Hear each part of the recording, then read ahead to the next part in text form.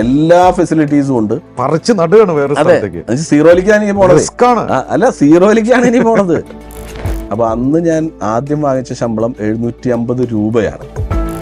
കയ്യിൽ വന്നു കഴിഞ്ഞപ്പോഴും നമ്മളുടെ കയ്യിലുള്ളത് നമ്മൾ സാലറി ആയിട്ട് ഏൺ ചെയ്തിട്ടുള്ള കുറച്ച് പൈസ മാത്രമാണ്. Hard earn money. Yes, definite ആയിട്ടും. അത് നമുക്ക് വെറുതെ കളയാൻ പറ്റുന്നതല്ല. ഈ സംരംഭക ജീവിതത്തിൽ എത്ര ബിസിനസ്സുകൾ ഇപ്പൊ ഉണ്ട് നമുക്ക്? ഇപ്പൊ നമുക്ക് നമ്മൾ 10-24 ടൈപ്പ് ഓഫ് ബിസിനസ്സുകൾ. 4 ബിസിനസ്. 750 രൂപ ജോലിക്കാരൻ ഇന്ന് 1500 കോടി വിറ്റുവരവുള്ള ഗ്രൂപ്പുകളുടെ സാരഥിയാണ്. 1500 കുടുംബങ്ങൾ ഇൻറ്റു 4 അടിച്ചു കഴിഞ്ഞാൽ ഒരു 10 കുടുംബങ്ങൾ താങ്കൾ മൂലം ജീവിച്ചു വരുന്നതാണ്. നഷ്ടങ്ങൾ ഉണ്ടായിട്ടുണ്ടോ താങ്കൾക്ക്? ഡെഫിനറ്റ് ആയിട്ടും. തോൽവികൾ ഉണ്ടായിട്ടുണ്ടോ? ഈ 120 ക്രോസിന്റെ ഈ പ്രോജക്റ്റില് ഞങ്ങൾക്ക് ഉണ്ടായിട്ടുള്ള ലോസ് ഓൾമോസ്റ്റ് 80 ക്രോസ് നമുക്ക് ലോസ്. അതൊന്നും നമ്മളെ തളർത്തില്ല. അല്ല, തളർത്തില്ല എന്ന് പറഞ്ഞാൽ ജസീൻ അതുകൊണ്ട് തളർന്നു എന്ന് ഞാൻ വിചാരിച്ചാൽ ഞാൻ തളർന്നു. ഇന്നും നമ്മുടെ സ്കൂളുകൾ ജോബ് സീക്കേഴ്സിനെയാണ് ക്രിയേറ്റ് ചെയ്യണം. മനസ്സിലായി? ജോബ് ക്രിയേറ്റേഴ്സിനെ ഉണ്ടാക്കാൻ ഇനിയും പഠിപ്പിക്കണം. അത് മാറ്റം വരുത്തേണ്ടതുണ്ട്.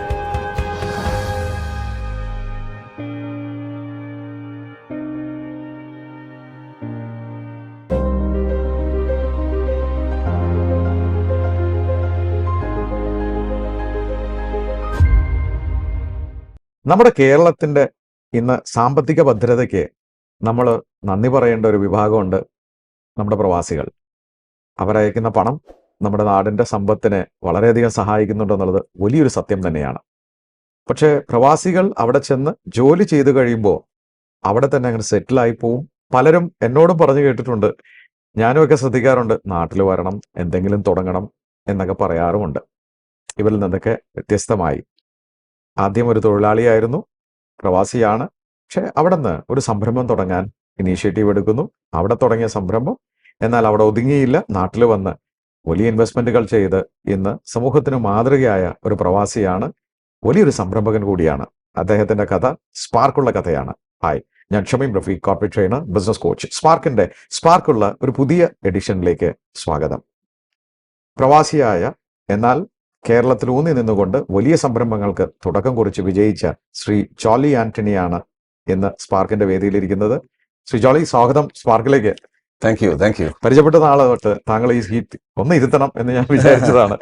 അതുകൊണ്ട് തന്നെ ഈ കഥ വളരെ ഇൻസ്പയറിംഗ് ആയിരിക്കും എന്ന് എനിക്ക് ഉറപ്പുണ്ട്. താങ്കളുടെ നാട് എവിടെയാണ്? എൻ്റെ നാട് ശരിക്കും തൃശ്ശൂർ ആനന്ദപുരം എന്ന് പറഞ്ഞ ഒരു ചെറിയൊരു ഗ്രാമമാണ്. നെല്ലായി ആളുകൾക്ക് അറിയാം. നെല്ലായിയോട് ചേർന്നുള്ള ഗ്രാമമാണ് ആനന്ദപുരം. താങ്കളുടെ കുടുംബം ബിസിനസ്സോ അങ്ങനെ എന്തെങ്കിലും ആണോ? അല്ല, നമ്മളെല്ലാം കൃഷിക്കാരുടെ നാടായിരുന്നു ആനന്ദപുരം. പിന്നീട് പ്രവാസമൊക്കെ തുടങ്ങിയതിന് ശേഷം കുറേശ്ശെയൊക്കെ ചേഞ്ച് വന്നു. പിന്നീട് ആനന്ദപുരം ഡെവലപ്പ് ചെയ്തു.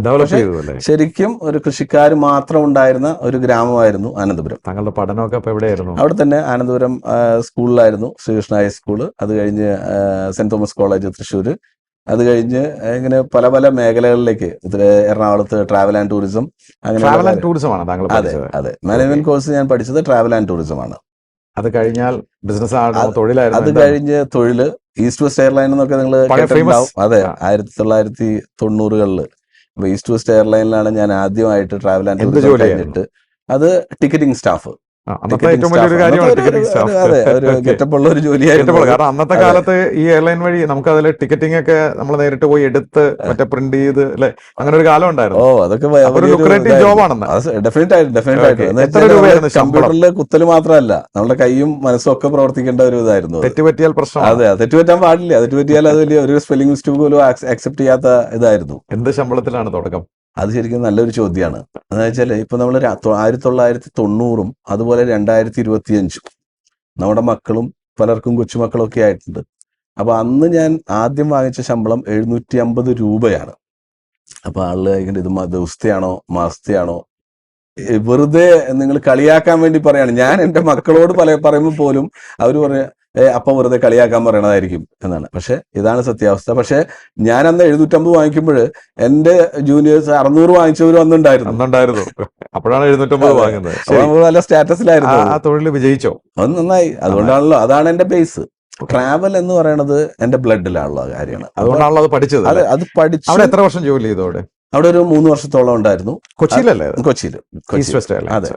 അത് കഴിഞ്ഞ് പിന്നീട് അത് ഏറ്റവും വേറെ ഈസ്റ്റ് വെസ്റ്റ് എയർലൈൻ എന്ന് പറയുന്നത് ഇന്ത്യയിലെ ആദ്യത്തെ പ്രൈവറ്റ് എയർലൈൻ ആയിരുന്നു. Correct. ഇന്ന് അതിനുശേഷം കണ്ടിട്ടുള്ള ആളുകൾക്കൊക്കെ ഈ ജെറ്റ് എയർവേസ് അതുപോലെ പുതിയ എയർലൈനുകൾ കണ്ടിട്ടുണ്ടെങ്കിൽ ആദ്യത്തെ പ്രൈവറ്റ് എയർലൈൻ ആയിരുന്നു. അതിന്റെ ഓണർ കേരളൈറ്റ് ആയിരുന്നു. അതൊക്കെ നമുക്ക് വളരെ പ്രൈഡുള്ള കാര്യങ്ങളാണ്. 3 വർഷം കഴിഞ്ഞ് പിന്നെ എന്താ ചെയ്തത്? 3 വർഷം കഴിഞ്ഞിട്ട് പിന്നെ സൗദി അറേബ്യയിൽ റിയാദ് എന്ന സ്ഥലത്ത് അൽ ഖലാഫ് എന്ന് പറഞ്ഞൊരു ട്രാവൽ ഏജൻസിയിലേക്ക് ഇതേ പൊസിഷനിൽ തന്നെ അവിടെ ജോയിൻ ചെയ്തു. ടിക്കറ്റിംഗ് സ്റ്റാഫായിട്ട്. അവിടെയാണ് പ്രവാസിയായിട്ടുള്ള തുടക്കം. കൊള്ളാം, ഇൻട്രസ്റ്റിംഗ് സ്റ്റോറി. ഓക്കെ, അവിടുത്തെ ജോലി എങ്ങനെ ഉണ്ടായിരുന്നു? അവിടെ നല്ല ഇതായിരുന്നു. പക്ഷെ അവിടെ സൗദി അറേബ്യ എന്ന് പറഞ്ഞ സ്ഥലം ശരിക്കും പറഞ്ഞാൽ ആളുകൾക്ക് കേൾക്കുമ്പോൾ അറബി മാത്രം സംസാരിക്കുന്ന ഒരു സ്ഥലമായിട്ടാണ്. എന്നുവെച്ചാൽ അറബ്സ് ആണ് കൂടുതൽ ഉള്ളത്. ഇപ്പോൾ ട്രാവൽ എന്ന് പറഞ്ഞാൽ അവരാണ് കൂടുതൽ ടിക്കറ്റിങ്ങും കാര്യങ്ങളൊക്കെ ചെയ്യണത്. അപ്പോൾ അറബി പഠിക്കാൻ നമുക്ക് ഒരു പുതിയൊരു ലാംഗ്വേജ് പഠിക്കാനുള്ള ഒരു അവസരമായിട്ട് അതിനെ കണ്ട് ആ ലാംഗ്വേജ് പഠിക്കാനും അത് എൻ്റെ ജീവിതത്തിൽ വലിയൊരു ചേഞ്ച് ഉണ്ടാക്കാനും എനിക്ക് കഴിഞ്ഞു. അതിൽ അറബി പഠിച്ചു കൊടുത്തു. ഡെഫിനറ്റ് ആയിട്ടും. ടിക്കറ്റിംഗ് സ്റ്റാഫ് എന്ന് പ്രൊമോഷൻ ഒക്കെ കിട്ടിയോ? അതെ, ഡെഫിനറ്റ് ആയിട്ടും. അതൊരു time to time ticketing staff എന്ന് വീണ്ടും സൂപ്പർവൈസറായി, പിന്നെ മാനേജറായി, പിന്നെ ഗ്രൂപ്പ് ജനറൽ മാനേജറായി. അത് അവിടെ നിന്നാണ് എൻ്റെ ഒരു ബിസിനസ് ഐഡിയയിലേക്ക് ഞാൻ മാറുന്നത്. ഓക്കെ, അപ്പൊ ആ ഉയർന്ന സ്ഥാനത്തെത്തി. ഒരു ജനറൽ മാനേജർ എന്ന് പറയുന്നത് സൗദിയിലെ ഒരു ട്രാവൽ കമ്പനിയിലെ ഏറ്റവും വലിയ മുതലാളിക്ക് തുല്യമായ ഒരാളായി. നല്ല ശമ്പളം ഉണ്ടായിരുന്നു? അല്ല, ശമ്പളം എന്നുള്ളതല്ല. പക്ഷെ നമ്മൾ ശരിക്കും പറഞ്ഞാൽ എപ്പോഴും ഉണ്ടാവുന്ന ഒരു പ്രശ്നം എന്ന് വെച്ചാൽ ഇപ്പോഴുള്ള പുതിയ ജനറേഷനുള്ള ഒരു ഇഷ്യൂ എന്ന് പറഞ്ഞാൽ they are focused on money. Okay, പക്ഷെ നമ്മളുടെ ആ പീരീഡിൽ നമ്മൾ കാണുന്നത് how we can learn things എന്നാണ്. അതാണ് ഞാൻ ശ്രമിച്ചിട്ടുള്ളത്. അതെ, learning is equal to your earning എന്നാണല്ലോ. അതെ, പക്ഷെ അതിലുള്ള പ്ലസ് എന്താണെന്ന് വെച്ചാൽ നമ്മൾ പലപ്പോഴും കാണുന്നത് ഓക്കെ എനിക്ക് ഇത്ര ശമ്പളമല്ലേ തരണുള്ളൂ, ഞാൻ ഇത്ര മണിക്കൂറെ പണിയാൻ പറഞ്ഞിരിക്കണേ, അത് മാത്രം പണിതാ പോരെ എന്നുള്ള. പക്ഷെ ആ സമയത്ത് നിങ്ങൾ കാണേണ്ടത് സമയമല്ല, നിങ്ങൾക്ക് എന്ത് വേറെ ആളുകളിൽ നിന്ന് മനസ്സിലാക്കി എടുക്കാൻ പറ്റും. അതിൽ ഞാൻ സക്സസ്ഫുൾ ആയി. 12 years I was there. പ്രവാസി 12 വർഷം സൗദിയിലുണ്ടായിരുന്നു. അവിടെയൊക്കെയാണ് ഒരു സംരംഭക മോഹം താങ്കളുടെ മനസ്സിൽ വരുന്നത് അല്ലേ? അതെ. എങ്ങനെയായിരുന്നു തുടക്കം? അല്ല, അതിന് കാരണം എന്താണെന്ന് വെച്ച് കഴിഞ്ഞാൽ നമ്മൾ ഒരു ഫീൽഡിൽ നമ്മൾ എക്സ്പെർട്ടൈസ് ആയി കഴിഞ്ഞാലാണ് നമുക്ക് നെക്സ്റ്റ് എന്ത് ചെയ്യാനുണ്ട്. നമ്മളിപ്പോൾ ഞാൻ നേരത്തെ പറഞ്ഞില്ലേ, ഒരു കൗണ്ടർ സ്റ്റാഫായിട്ട് ജോയിൻ ചെയ്തു, അത് കഴിഞ്ഞ് സൂപ്പർവൈസറായി അല്ലെങ്കിൽ മാനേജറായി, GM ആയി. Next what I can do. ഞാൻ എപ്പോഴും ഒരു 33-35 നിൽക്കണത്. 35 years ഉള്ളപ്പോൾ എനിക്ക് എന്ത് ചെയ്യാം നെക്സ്റ്റ്? എനിക്കെന്ന് വെച്ചാൽ ഇനിയും കാലങ്ങൾ എനിക്ക് കിടക്കുകയാണ്. വീണ്ടും അതേ പൊസിഷനിൽ കാലാകാലം നിന്നുകൊണ്ട് എനിക്ക് കാര്യമില്ല. നമുക്ക് ശരി സാധാരണ ഒരാളോട് ഞാൻ പലപ്പോഴും പറയാറുണ്ട്, എൻ്റെ സ്റ്റാഫുകളോടും പറയാറുണ്ട്, എന്ന് വെച്ചാൽ നിങ്ങൾ ഒരു പ്രൊഫഷനിൽ ഒരു പൊസിഷനിൽ 4 വർഷത്തിൽ കൂടുതൽ നിൽക്കരുത്. ഐദർ നിങ്ങൾക്ക് ഗ്രോത്ത് ഉണ്ടാവണം, അല്ലെങ്കിൽ നിങ്ങൾ വേറെ കമ്പനി പോയിരിക്കണം. അത് പോയിട്ടില്ല എന്നുണ്ടെങ്കിൽ ഇറ്റ്സ് യുവർ മിസ്റ്റേക്ക് എന്ന് പറഞ്ഞ പോലെ നമ്മളപ്പോൾ ഒരു ഗ്രോത്ത് ഉണ്ടായിട്ടില്ലെങ്കിൽ നമ്മൾ അത് കണ്ടേ പറ്റുള്ളൂ. അപ്പോൾ അടുത്ത ഗ്രോത്തിനുള്ള സ്കോപ്പ് അവിടെ ഇല്ല. ചെയ്തു. അപ്പൊ നെക്സ്റ്റ് ആലോചിക്കുന്നത് എവിടെ നമുക്കൊരു ഇതുമായിട്ട് റിലേറ്റഡ് ആയിട്ടുള്ള ബിസിനസ്സിലേക്ക് എൻ്റർ ചെയ്യാം. ബിസിനസ്സിലേക്ക് എൻ്റർ ചെയ്യാൻ ഏറ്റവും best place United Arab Emirates ആണ്. അപ്പോൾ UAE ഞാൻ വന്നു. UAE വന്നു കഴിഞ്ഞപ്പോഴും നമ്മളുടെ കയ്യിലുള്ളത് നമ്മൾ സാലറി ആയിട്ട് ഏൺ ചെയ്തിട്ടുള്ള കുറച്ച് പൈസ മാത്രമാണ്. Hard earn money. Yes, definite ആയിട്ടും. അത് നമുക്ക് വെറുതെ കളയാൻ പറ്റുന്നതല്ല. അപ്പോൾ അവിടെ പല സ്ഥലങ്ങളുണ്ട്. ദുബായ് ഉണ്ട്, അബുദാബി ഉണ്ട്, അലൈൻ ഉണ്ട്, ഫിജേറ ഉണ്ട്, അജ്മാൻ ഉണ്ട്, ഷാർജ ഉണ്ട്, റാസൽ ഖൈമ ഉണ്ട്. ഏറ്റവും എന്താ പറയുക ലെസ് ഡെവലപ്ഡ് ആയിട്ടുള്ള സ്ഥലമായിട്ട് ആളുകൾ കണ്ടിരുന്നത് റാസൽ ഖൈമയാണ്. പക്ഷെ എനിക്ക് എൻ്റെ കയ്യിലുള്ള പൈസയ്ക്ക് എന്ത് ചെയ്യാൻ പറ്റും എന്നുള്ളതിന് ഏറ്റവും നല്ല ഉത്തരം റാസൽ ഖൈമയായിരുന്നു. അപ്പോൾ റാസൽ ഖൈമയിൽ അപ്പോഴും എൻ്റെ മനസ്സിലുള്ള കാര്യം എന്ന് വെച്ച് കഴിഞ്ഞാൽ ദുബായും അബുദാബിയും ഒക്കെ എൻ്റെ മനസ്സിലുണ്ട്. പക്ഷെ എനിക്ക് I have to establish this somewhere, then I can go to other place എന്നുള്ള ഒരു ഇതിൽ. ചോദ്യം, ആ സമയത്ത് താങ്കൾ മാരീഡ് ആണോ? ഡെഫിനറ്റ് ആയിട്ടും. കുട്ടി? അതെ, ഒരു കുട്ടിയുണ്ട്. അതെ. അപ്പൊ അവിടെ തുടങ്ങണ്ടേ? അപ്പൊ എന്ത് പേരിലാണ് തുടങ്ങാൻ തീരുമാനിച്ചത്? പലപ്പോഴും അതൊരു നല്ലൊരു ചോദ്യം. നിങ്ങൾ ചോദിച്ചപ്പോൾ ഒരു ചോദ്യത്തില് അതിലൊരു ചെറിയൊരു ഇന്നർ ഇത് കൂടിയുണ്ട്. നമ്മൾ പലപ്പോഴും നമുക്കുള്ള കാര്യം എന്ന് വെച്ച് കഴിഞ്ഞാൽ നമ്മൾ ചെയ്യാൻ പോണ കാര്യങ്ങളെ കുറിച്ച് ആളുകളായിട്ട് മുഴുവൻ ഡിസ്കസ് ചെയ്യുക, വീണ്ടും ഡിസ്കസ് ചെയ്യുക, കൂട്ടുകാരായിട്ട് ഡിസ്കസ് ചെയ്യുക, ഫാമിലി ആയിട്ട് ഡിസ്കസ് ചെയ്യുക. അതിൽ കുറെ പേര് നമ്മൾ അത് ചെയ്യരുതെന്ന് പറയും. എൻ്റെ ലൈഫിൽ പലപ്പോഴും അത് പോസിറ്റീവായിട്ട് ഞാൻ പറയും, ചില കാര്യങ്ങൾ നെഗറ്റീവായിട്ടും ഉണ്ടാവാം. ഞാൻ ഈ കാര്യങ്ങൾ ആരുമായിട്ട് ഞാൻ ഡിസ്കസ് ചെയ്യാറില്ല. പക്ഷേ ഞാൻ വൈഫിനോട് പോലും ഓക്കെ ഇങ്ങനെ ഒരു പ്ലാൻ എൻ്റെ മനസ്സിൽ വന്നപ്പോൾ ഞാൻ പറഞ്ഞു, ഇങ്ങനെ ഒരു പ്ലാൻ എനിക്കുണ്ട്, ഞാൻ ഇവിടുന്ന് ഇവിടേക്ക് മൂവ് ചെയ്യാൻ പോകണം. അപ്പോൾ അവരും വളരെ സ്റ്റണ്ടായി. എന്താ കാരണം എന്ന് വെച്ച് കഴിഞ്ഞാൽ we are living like a king in Saudi Arabia. എന്ന് വെച്ച് കഴിഞ്ഞാൽ വളരെ കംഫർട്ടബിൾ ആയിട്ട് പോകുന്ന ഒരു ഇത്, എല്ലാ ഫെസിലിറ്റീസും ഉണ്ട്. അതെ, സീറോയിലേക്കാണ് ഇനി പോണത്. അല്ല, സീറോയിലേക്കാണ് ഇനി പോണത്. ഇനി വീണ്ടും നമ്മൾ ഒന്നിനും തുടങ്ങണം. അപ്പോൾ എന്താ പറയാ, വൈഫ് വളരെ സപ്പോർട്ടീവ് ആയിട്ടാണ്. എന്ന് വെച്ചാൽ ഓക്കെ, നോ പ്രോബ്ലം, നിങ്ങൾക്ക് അതിൽ കോൺഫിഡൻസ് ഉണ്ടെങ്കിൽ യു ഗോ ഹെഡ്. മനസ്സിലായോ? പക്ഷെ എല്ലാവരെയും പറഞ്ഞ് കൺവിൻസ്, ഞാൻ എപ്പോഴും പറയാറുണ്ട് എന്താ വെച്ചാൽ നമ്മൾ ഡിസിഷൻ മസ്റ്റ് ബി അവേഴ്സ്. അതെ. നമുക്ക് സജഷൻസ് എല്ലാവരോടും ചോദിക്കാം, പക്ഷെ ഡിസിഷൻ എടുക്കേണ്ടത് നമ്മളാണ്. ആ ഡിസിഷൻ എടുക്കേണ്ടത് ഒരു മിനിറ്റ് പോലും വൈകണത് നമുക്ക് ഗുണം ചെയ്യൂല. അങ്ങനെ അത് ഡിസിഷൻ business- എടുത്തു, അവിടെ തുടങ്ങാൻ തീരുമാനിച്ചു. എന്ത് പേര്? പേരിന്റെ കാര്യം പറഞ്ഞാൽ അതൊരു ഫണ്ണി സ്റ്റോറിയാണ്. എന്ന് വെച്ചാൽ ശരിക്കും പറഞ്ഞാൽ എൻ്റെ മൂത്ത മകളുടെ പേരാണ് ജുവാന എന്ന്. ഓക്കെ. അപ്പൊ ഞാൻ എൻ്റെ ട്രാവൽ ഏജൻസിക്ക് ഇടാൻ വെച്ചിരുന്ന പേര് ജുവാന ട്രാവൽ ആൻഡ് ടൂറിസം എന്നാണ്. അപ്പൊ റാസൽ ഖൈമയിൽ 2005 കാലഘട്ടത്തിലൊക്കെ സൗദിയുടെ കുറച്ച് ഇൻഫ്ലുവൻസ് ഒക്കെ ഉണ്ടായിരുന്ന സമയമായിരുന്നു. അപ്പൊ അവിടെ ലേഡീസിന്റെ അല്ലെങ്കിൽ ഗേൾസിന്റെ നെയിം ഒരു ഫേമിന് ഇടാൻ പറ്റില്ല. അത് ഞാൻ അവിടെ എക്കണോമിക് ഡിപ്പാർട്ട്മെന്റിൽ ചെന്നപ്പോഴാണ് എനിക്ക് അറിയണത്. അപ്പൊ ഞാൻ ശരിക്കും ഇതിനെടുത്ത ഒരു ഷോപ്പ് ഒരു ബോട്ട് റൗണ്ട് അബൌട്ടിലാണ്. അപ്പൊ ബോട്ട് റൗണ്ട് അബൌട്ട് എന്നുള്ളതിന് അറബിക്കിൽ പറയാ ദൗവാർ അൽ സഫീന എന്നാണ്. അപ്പൊ എൻ്റെ കയ്യിൽ വേറെ പേരുകളില്ല. അപ്പോ അൽ സഫീന, അപ്പൊ ഡെയിലി ആളുകൾ ഉപയോഗിക്കുന്ന ഒരു വാക്കാണ്. വാക്ക്, അത് വീണ്ടും വീണ്ടും എസ്റ്റാബ്ലിഷ് ചെയ്യാൻ എളുപ്പമുള്ള ഒരു വാക്ക്. ഓക്കെ, അപ്പൊ അങ്ങനെയാണ് അൽ സഫീന ട്രാവൽ ആൻഡ് ടൂറിസം എന്ന് പറഞ്ഞിട്ട് റാസൽ ഖൈമയിൽ ഈ കമ്പനി തുടങ്ങണത്. അങ്ങനെ തുടങ്ങി. അന്ന് ആദ്യത്തെ എംപ്ലോയി താങ്കൾ തന്നെയാണ്. നമ്മൾ തന്നെ, അല്ലാതെ വേറെ ഇല്ലല്ലോ. എന്താ പറയുക, അടുത്തൊരു ചോദ്യമുണ്ട്. കാരണം നമ്മളൊരു ജോലി ചെയ്തിരുന്ന സമയത്ത് നമ്മൾ എസ്റ്റാബ്ലിഷ്ഡ് ആണ്, ആ സ്ഥാപനം അറിയപ്പെടുന്നതാണ്. അതെ. ഇത് പറിച്ചു നട്ട് വേറൊരു നാട്ടിൽ വരുന്നു, അവിടെ നിന്ന് ബിസിനസ് ജനറേറ്റ് ചെയ്യണം, ഇൻകം വരണം. അതെ. ആൾക്കാർ അക്സെപ്റ്റ് ചെയ്തു, താങ്കളെ അവിടെ അക്സെപ്റ്റ് ചെയ്തു. അല്ല, അതിലെനിക്ക് ഏറ്റവും വലിയ പ്ലസ് എന്ന് പറഞ്ഞാൽ, ഞാൻ നേരത്തെ പറഞ്ഞു അറബിക് എന്ന് പറഞ്ഞ ഒരു ലാംഗ്വേജ്, അത് ഞാൻ നന്നായിട്ട് സംസാരിക്കാൻ പഠിച്ചിരുന്നു. എഴുതാൻ എനിക്ക് അറിയില്ല, പക്ഷെ പറയാൻ എനിക്ക് നന്നായിട്ട് അറിയാമായിരുന്നു. അത് റാസൽ ഖൈമ എന്ന് പറഞ്ഞ സ്ഥലത്ത് അറബ്സ് അവർ കൂടുതലും അറബി സംസാരിക്കണവരായിരുന്നു. ഇപ്പൊ ദുബായിലാണെങ്കിൽ നമുക്ക് ഇംഗ്ലീഷും ഹിന്ദി ഉണ്ടെങ്കിലും അറബികളോട് പിടിച്ചു നിൽക്കാം. ഇവിടെ അത് പറ്റില്ല. അപ്പൊ ഇത് എന്നെ വളരെ ഹെൽപ്പ് ചെയ്തു. അവരും എന്നെ ഞാനായിട്ട് വളരെ കോപ്പറേറ്റഡ് ആയി. അതുപോലെ അവരും എന്നെ എന്താ പറയുക ഒരു ഫാമിലി മെമ്പറെ പോലെ കണ്ടു. എനിക്ക് നല്ല സർവീസ് അവർക്ക് കൊടുക്കാൻ പറ്റി, പറഞ്ഞ കമ്മിറ്റ്മെന്റ്സ് അവർക്ക് ചെയ്തു കൊടുക്കാൻ പറ്റി. അവരുടെ ഓരോരുത്തരുടെയും എന്താ പറയുക ജനനം തൊട്ട് ഹണിമൂൺ തൊട്ട് പല പല കാര്യങ്ങളിലും ഞാൻ ഡയറക്ട്ലി ഇൻവോൾവ്ഡ് ആയി. അപ്പോൾ ആ കാര്യങ്ങളിൽ അവർക്ക് മെമ്മറബിൾ ആയിട്ടുള്ള എക്സ്പീരിയൻസ് സെല് ചെയ്യാൻ എനിക്ക് കഴിഞ്ഞു. അൽ സഫീന ഒരു ബ്രാൻഡായിട്ട് ഇൻബൗണ്ട് ആണോ ഔട്ട്ബൗണ്ട് ആണോ എന്താണ് ചെയ്തത്? ഔട്ട്ബൗണ്ട് ആണ് നമ്മൾ കൂടുതലും. അറബികൾക്ക് വേണ്ടിയിട്ട് പാക്കേജസ് അവരുടെ പല പല രാജ്യങ്ങൾ, ഇപ്പൊ അവരുടെ മെയിൻ ആയിട്ട് പോണായിട്ടുള്ള രാജ്യങ്ങൾ എന്ന് വെച്ച് കഴിഞ്ഞാൽ തായ്ലൻഡ്, മലേഷ്യ, സിംഗപ്പൂർ, അതുപോലെ ഓസ്ട്രേലിയ, ന്യൂസിലാൻഡ്, യൂറോപ്പ്, US, അങ്ങനെയുള്ള ഇതെല്ലാം. അതുകൂടാതെ പുതിയ പുതിയ പ്രൊഡക്റ്റുകൾ നമ്മൾ അറബികൾക്ക് പരിചയപ്പെടുത്തി. ലൈക്ക് ക്രൂസ് എന്ന് പറയുന്നത് അടുത്ത കാലങ്ങളിൽ വന്ന ഒരു ട്രെൻഡാണ്. ഇപ്പോഴും ഇന്ത്യയിൽ അതിൻ്റെ ഒരു സ്കോപ്പ് ശരിക്കും മനസ്സിലാക്കിയിട്ടില്ല. ക്രൂസ് ഷിപ്പുകൾ എന്ന് പറഞ്ഞു കഴിഞ്ഞാൽ 7 ദിവസം 14 ദിവസമൊക്കെയുള്ള പല പല രാജ്യങ്ങളിലൂടെ പോകുന്ന ഒരു 5 സ്റ്റാർ എക്സ്പീരിയൻസ് ആണ്. അത് ക്രൂസ് ഷിപ്പ്, വലിയ ഷിപ്പുകൾ, ഇപ്പോൾ Norwegian cruise line, Caribbean, Princess, അങ്ങനെ പല പല ഇതുണ്ട്. ആ നോർവീജിയൻ ക്രൂസ് ലൈനിന്റെ UAE ഏജൻസി ആയിട്ട് നമ്മൾ വന്നു. അത് നമുക്ക് കറക്റ്റ് ആയിട്ട് പ്രൊമോട്ട് ചെയ്യാൻ പറ്റും. അങ്ങനെ സൂപ്പർ ഹിറ്റായി. പക്ഷെ ഏത് സംരംഭം തുടങ്ങുമ്പോഴും ഈ നമുക്ക് വളർത്താനുള്ള മോഹം കുറയില്ലല്ലോ. അങ്ങനെ ഒരെണ്ണത്തിൽ തുടങ്ങി അത് മൾട്ടിപ്ലൈ ചെയ്തോ? ഡെഫിനറ്റ് ആയിട്ടും. അത് ടൈം ടു ടൈം എന്ന് വെച്ച് കഴിഞ്ഞാൽ ഒരു 2 years കഴിയുമ്പോൾ ഒരു ബ്രാഞ്ച് എവിടെയാണ് തുടങ്ങിയത്? അത് വീണ്ടും റാസൽ ഖൈമയിൽ തന്നെയാണ് അടുത്തൊരു ബ്രാഞ്ച് തുടങ്ങിയത്. പിന്നെ അത് കഴിഞ്ഞിട്ട് പിന്നെ ദുബായില് പോസ്റ്റ് ഓഫീസിനുള്ളിൽ തന്നെയായിരുന്നു. പോസ്റ്റ് ഓഫീസിനുള്ളിൽ? അതെ. അതൊരു പുതിയൊരു, എന്താണെന്ന് വെച്ചാൽ നമ്മളുടെ ഒരു കസ്റ്റമർ തന്നെ ഈ ദുബായ് പോസ്റ്റിന്റെ ജനറൽ മാനേജർ ആയിരുന്നു. അപ്പോ ഇങ്ങനെ കാര്യങ്ങൾ ഡിസ്കസ് ചെയ്തപ്പോൾ ആള് പറഞ്ഞു, ഞാനൊരു ഓപ്പർച്യൂണിറ്റി നിങ്ങൾക്ക് തരാം. ഓൾ ഓവർ UAE ഞങ്ങളുടെ എല്ലാ ഔട്ട്ലെറ്റിലും നിങ്ങളുടെ ഒരു ചെറിയ ഓഫീസ്, ഒരാളോ അല്ലെങ്കിൽ 2 ആളോ വർക്ക് ചെയ്യണത്. അപ്പോൾ അവരായിട്ട് നമ്മൾ എഗ്രിമെന്റ് വെച്ചു. അങ്ങനെ ഫസ്റ്റ് ഓഫീസ് നമ്മൾ ദുബായ് പോസ്റ്റ് ഓഫീസിൽ തുടങ്ങി.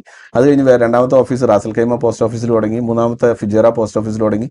അപ്പോൾ അതൊക്കെ എന്താ പറയുക ഒരു ബ്രാൻഡിങ്ങിന്റെ ഭാഗമായിരുന്നു. പലപ്പോഴും 2 രീതിയിൽ നമ്മൾ ചെയ്യണം. ചില സ്ഥലങ്ങളിൽ നമുക്ക് ബിസിനസ് നടത്താൻ പറ്റും, ചില സ്ഥലങ്ങളിൽ അത് ബ്രാൻഡിങ്ങിന് വേണ്ടി മാത്രമേ ചെയ്യാൻ പറ്റുള്ളൂ. എന്താ കാരണം വെച്ച് കഴിഞ്ഞാൽ അവിടെ ചിലപ്പോൾ ബിസിനസ് നടന്നൊന്നും വരില്ല. പക്ഷെ അതും നമ്മുടെ വിസിബിലിറ്റി ഡെഫിനറ്റ് ആയിട്ടും. നമുക്കൊരു ബ്രാൻഡ് ക്രിയേറ്റ് ചെയ്യുക എന്ന് പറയുന്നത് നമ്മൾ ആരും ഹെൽപ്പ് ചെയ്യാൻ പറ്റുന്നതല്ല, നമ്മൾ തന്നെ ചെയ്യേണ്ടതാണ്.